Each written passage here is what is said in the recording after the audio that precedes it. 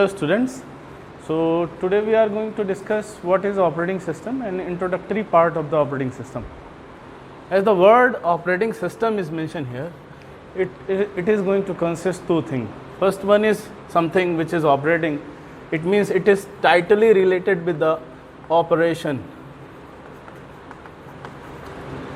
So whenever we have to process something or we have to perform some operation in the given system, we are going to elaborate system in a separate manner.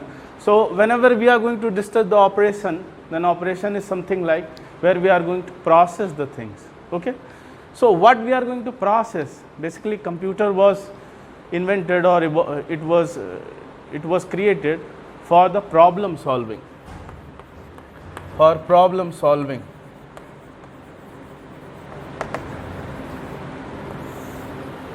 As you know, when there was some problem in human brain, how it was solved by the human brain, or how it is still solved by the human brain.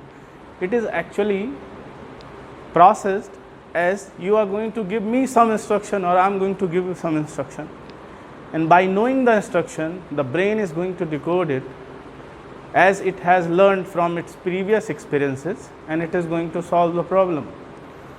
In the same manner, we have computer system, and the computer system is made up of two things. That is, first is your software, and second one is hardware. So system consists two things, software as well as hardware. When we are going to collaborate software and hardware, and we have to manage the combination of software and hardware, then we need something which is going to manage all these things in a synchronized manner or in a proper manner, that there is no error or no hazard in the system. So basically this is the idea behind the operating system. When initially machines were there or microprocessors were there, okay, so initially there were electronic devices which are going to solve your problem, and you have to write mnemonic codes or mnemonic programs or assembly code and give it to the microprocessors. There was none operating system at that time. When microprocessors were there, we are going to use mnemonic codes and assembly language program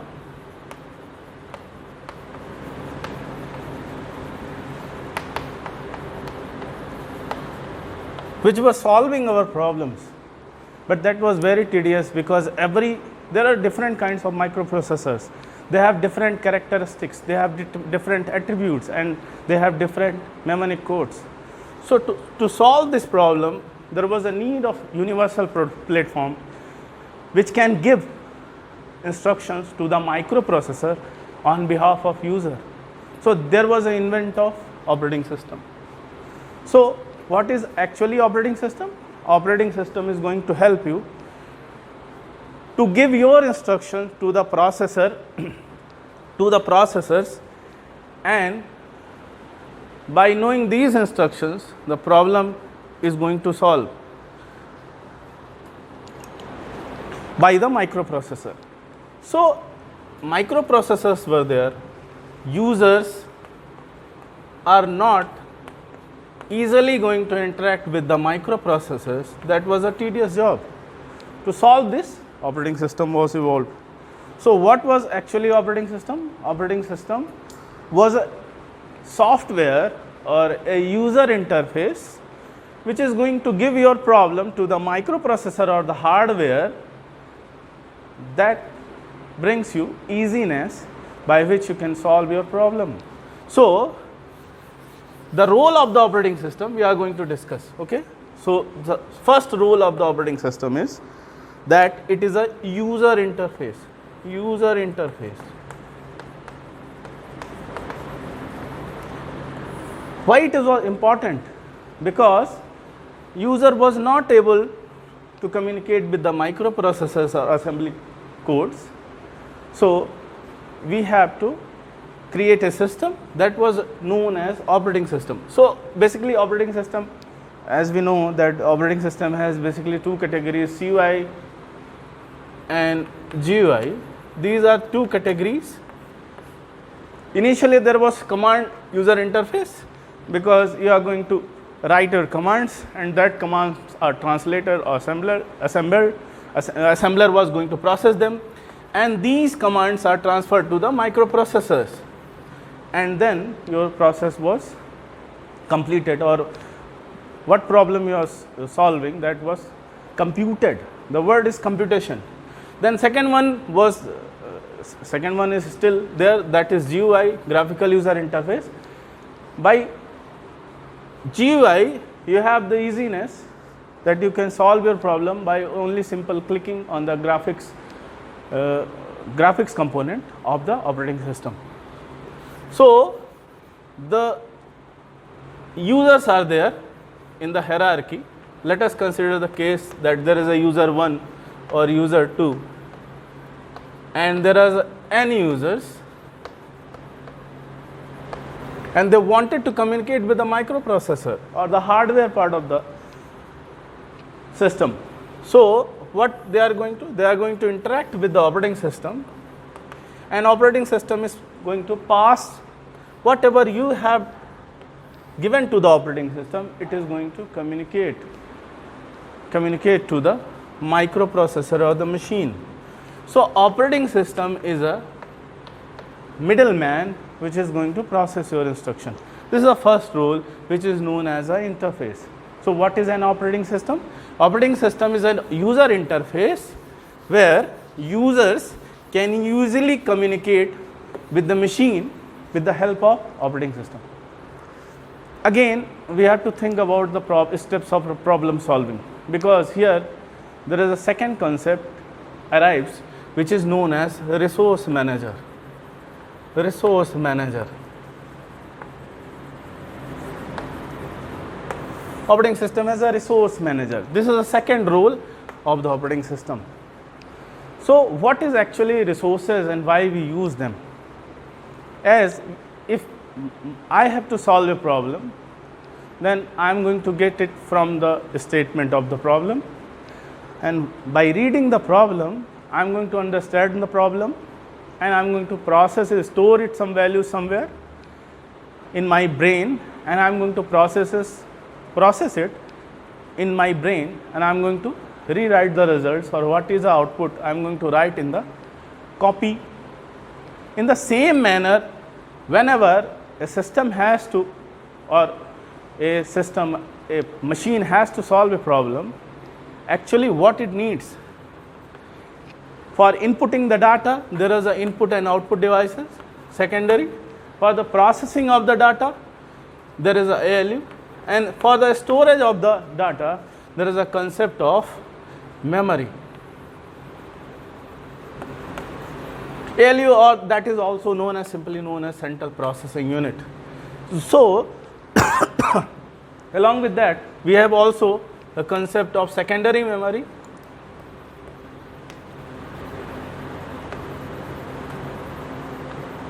and many more resources are there in the system.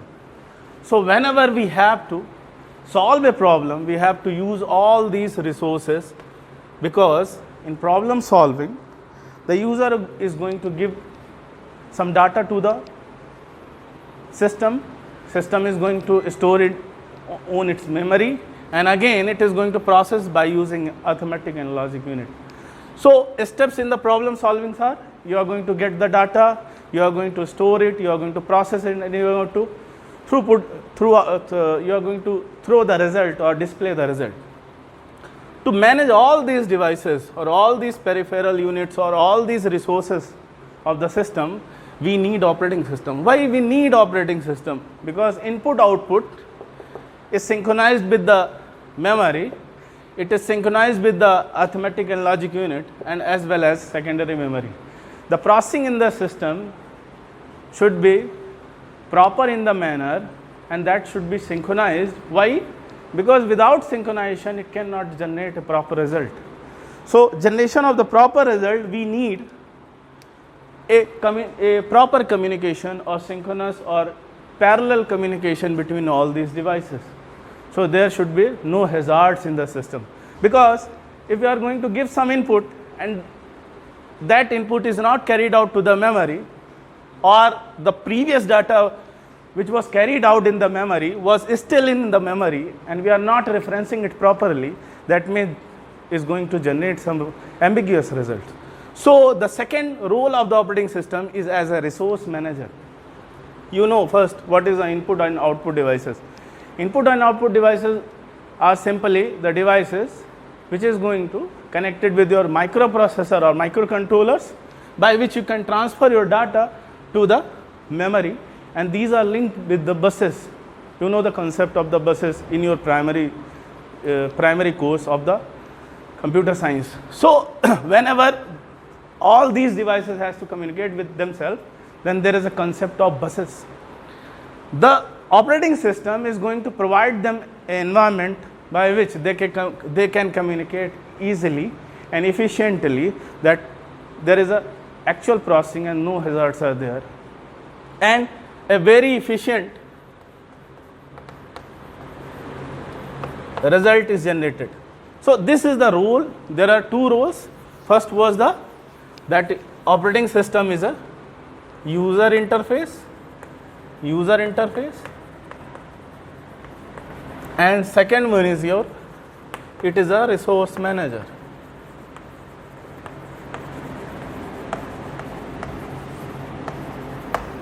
So these are two roles which is associated with the operating system. One more thing is there, that operating system is a both software and hardware manager, it is a system manager.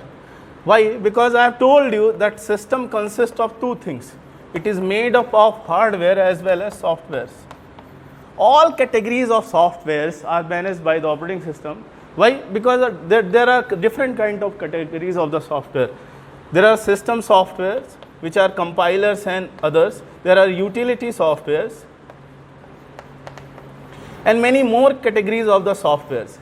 In your mobile, what you are using, that is also managed by operating system, that is known as Android operating system. So every system which consists of hardware as well as software, the all management of the hardware as well as software is done by the operating system. And hardware may consist of microcontrollers and microprocessors and many more peripheral devices which is managed by the operating system. So this is the role of the operating system.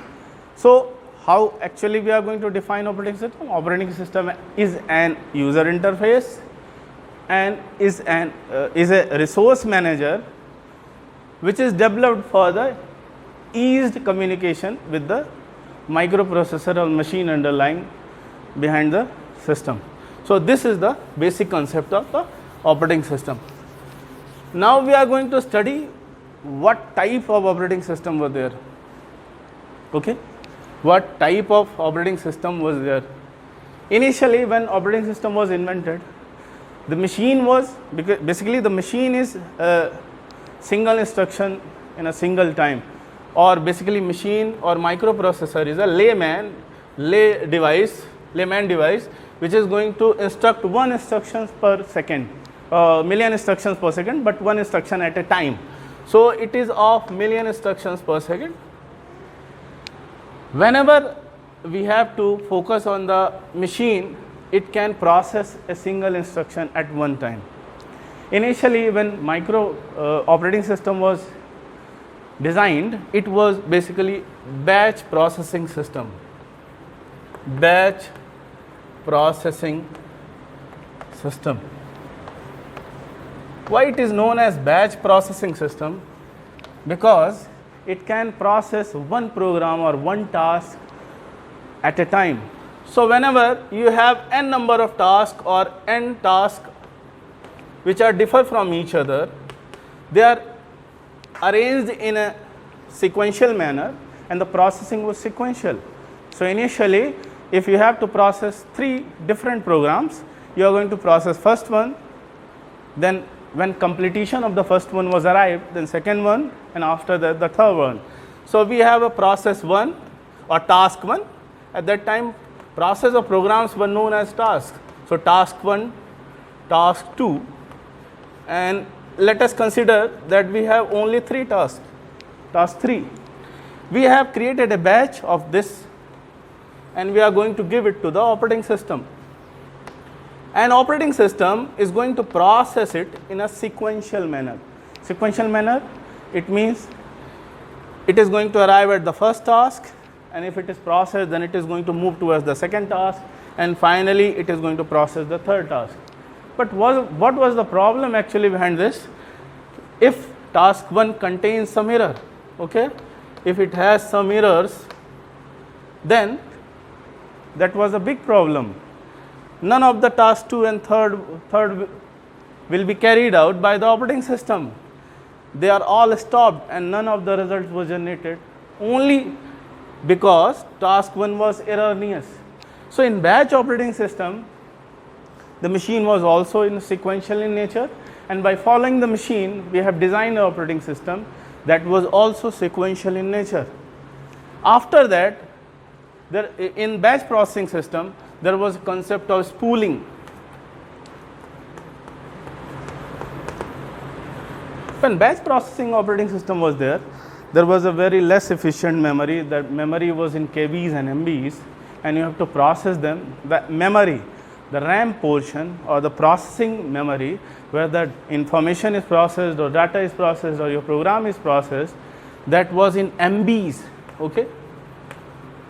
So there is a concept of spooling, and the spooling was if you are going to process something and at that same time you are generating some result, that should be stored somewhere in the memory for the final printing. Okay. So if we have some devices and devices are generating the results, they are stored in the memory, because whenever you are going to print results, we have processed task 1, task 2 and task 3. The results are generated in a sequential manner, and if the result,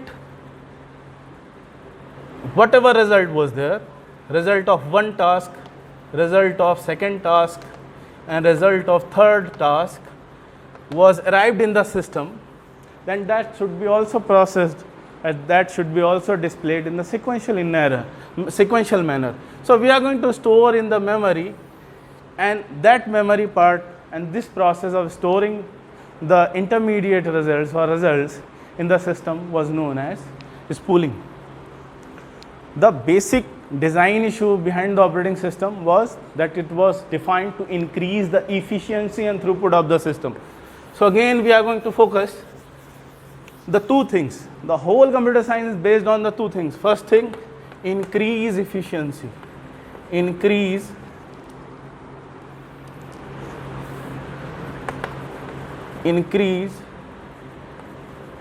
efficiency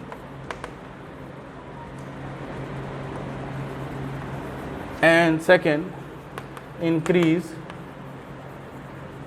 throughput.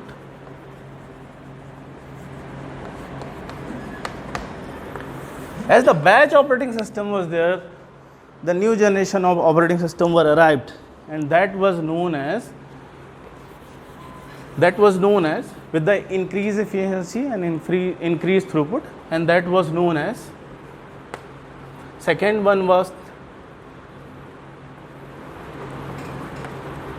multi-programmed operating system. What was multi-programmed operating system? Whenever we have to solve a problem or we have to perform some task, the task is going to store, we have to create a process, that process is going to store in the memory, somewhere in the memory. At the first time when we are discussing the batch operating system consists of one process in the memory at one time, or one task, because memory was very less.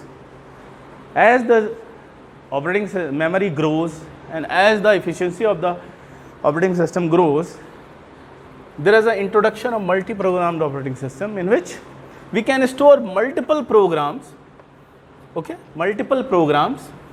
So let us consider program P1, P2 and many more programs simultaneously in the memory. One more thing we have to remember, that as the memory grows, we have increased programming efficiency, and operating system has to work more for managing all these different processes and programs, because they are residing in the memory simultaneously. So memory management was there, because whenever we have to store different kind of programs in the memory, then we should also check that their memory areas or the start and end memory should not be collide. So we have different programs, they are residing in the memory simultaneously, and that is known as multi-programmed operating system.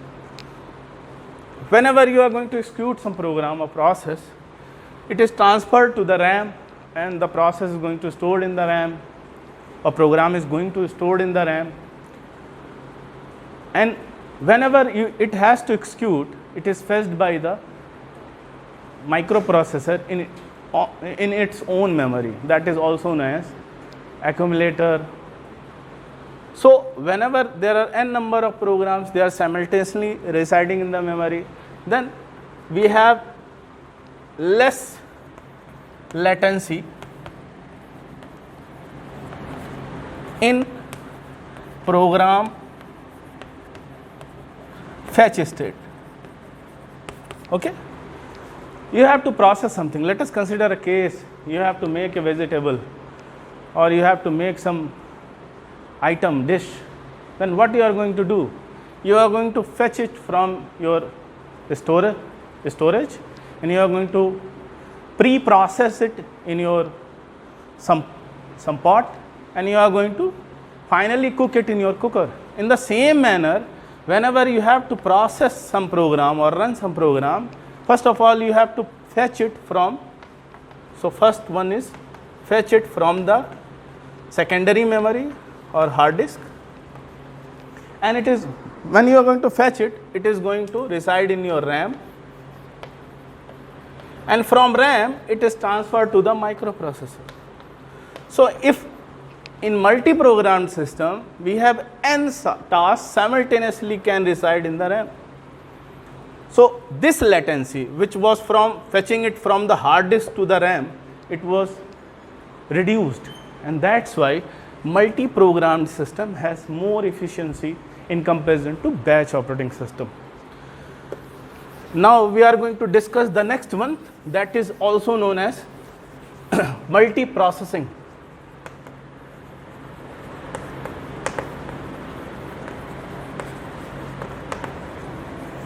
operating system.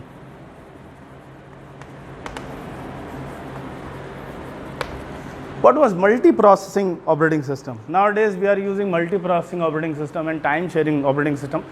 For time sharing we have to wait for some time, and in multi-processing operating system, as I have told you, the processes are going to reside in the memory simultaneously.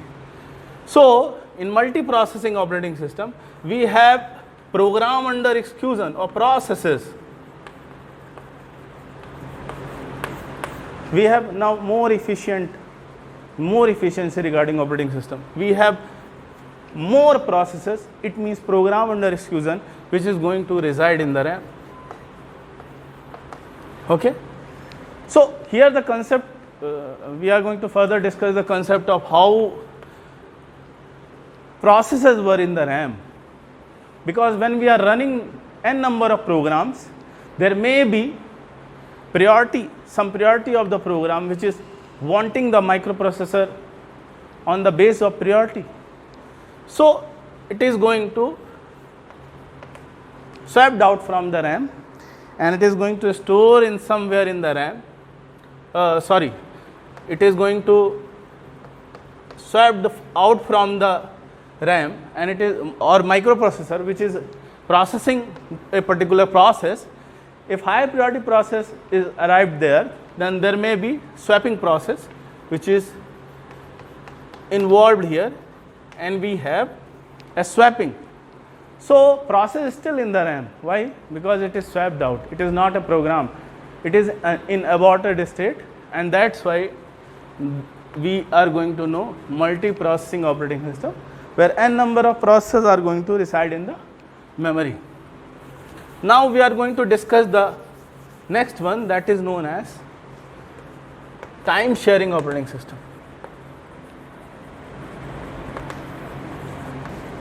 It is very important because nowadays we are using time sharing operating system. What actually time sharing operating system? To understand this we have to understand what is a speed of microprocessor. So in older microprocessors we have a speed of million instructions per second. It can process million instructions in a second, and we are giving it only one instruction per second, then that is a less use of microprocessor or our resource. So operating system, what operating system is going to do, if you are going to process n number of processes, it is going to divide the time slices. So okay, it has let us consider it has 1 to n number of time slots, and processor speed is of billion instructions per second, and if you are processing one instruction per second, it is less efficient use of microprocessor. So what actually we are going to do, we are going to process, if in real time system or the systems we are using nowadays, we are going to run n number of processes. We can listen the music, we can process some word spreading, or we can do some download parallel. Why? Because in time sharing system we are going to allocate processes to the microprocessor simultaneously. Okay, let us consider that there is a process P1 which is related to the download, process P2 which is related to the listen music, process P3 which is related to the word spreadsheet use, and P4 and P5, these are the system processes, or many more processes which are there, system processes, which is useful in the processing of the system or operating system. So what we are going to do, that we have to process all them in a synchronized manner or parallel manner. But microprocessor, I have told you that microprocessor actually it is going to process in a sequential manner. So what you are going to do is, you are going to give it all the processor on the base of time, and we are going to make a time slices of all these things. Okay, how we are going to make time slices? There are time slices. We have n number of n time, we have n time slice or n array of n seconds. Then we are going to assign process P1 of 2 nanosecond to the process P1, 2 nanosecond to process P2, 2 nanosecond to process P3,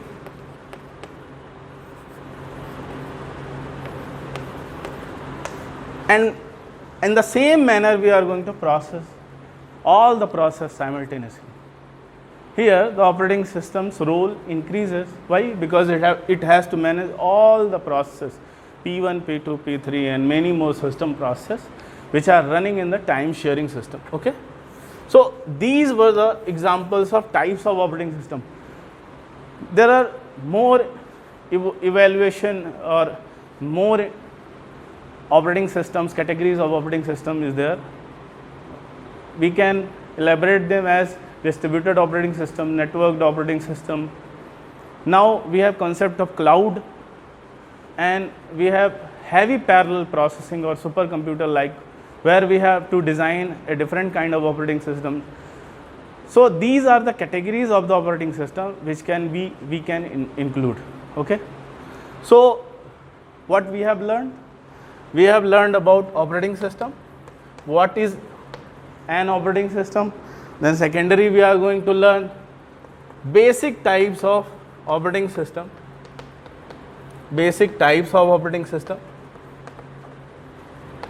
and in the further we are going to learn more detailed operating systems which are nowadays in existence, like real-time operating system and cloud-based operating system and many more operating systems. So this is the concept of an operating system. Okay, thank you.